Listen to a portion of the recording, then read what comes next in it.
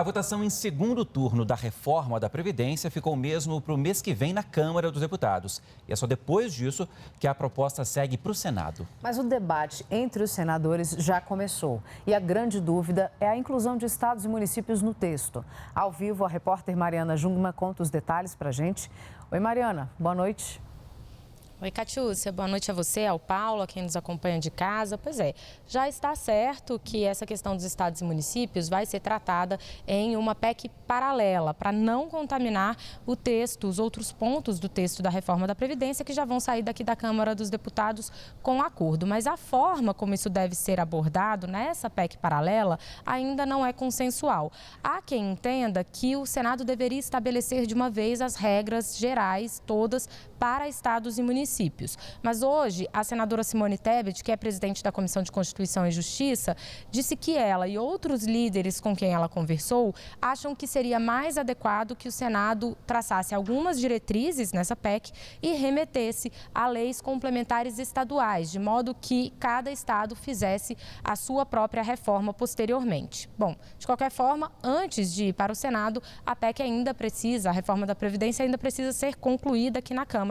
E a gente vai saber os detalhes que faltam para isso na reportagem de Glauco de Queiroz. A votação da proposta de reforma da Previdência em segundo turno na Câmara já tem data marcada, 6 de agosto, mas antes disso é preciso ter um intervalo regimental de 5 sessões. Parte desse requisito poderá ser cumprido até quarta-feira. Na quinta, começa o recesso parlamentar. E se isso não for possível, os governistas pretendem votar um requerimento para dispensar esse intervalo. Para ser aprovada em segundo turno na Câmara, a reforma da Previdência precisa, no mínimo, de 308 votos favoráveis. Nessa etapa, não são admitidas emendas, apenas a supressão de pontos do texto. Agora, no segundo turno, quando nós voltarmos do recesso, contrariando aquilo que a oposição tem dito, de que o retorno para as bases pode dissuadir o deputado de votar, mas nós vislumbramos o contrário.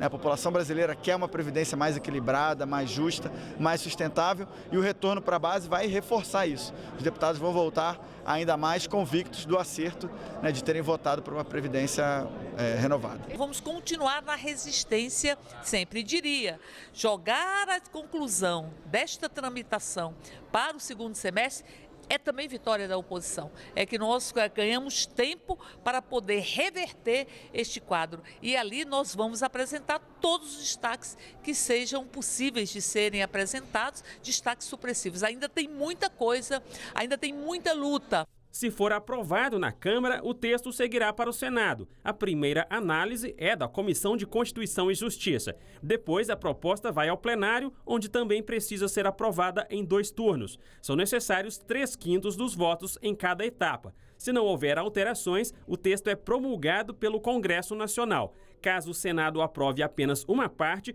ela pode ser promulgada separadamente, enquanto a parte alterada volta para os deputados. Mas se for acordado um texto diferente, o texto passa de novo pela Câmara. Pelos cálculos do governo, se aprovada nos prazos mínimos, a reforma poderá entrar em vigor já na primeira quinzena de setembro. A expectativa é que os senadores aprovem a matéria sem alterações. Uma possível inclusão de estados e municípios na reforma seria feita por meio de uma segunda proposta de emenda à Constituição que tramitaria separadamente.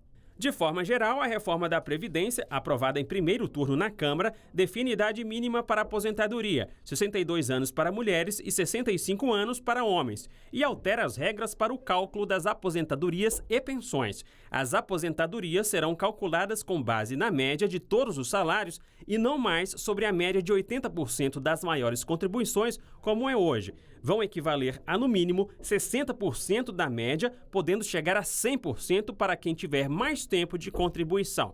Há também regras de transição para quem está na ativa e mudança das alíquotas previdenciárias.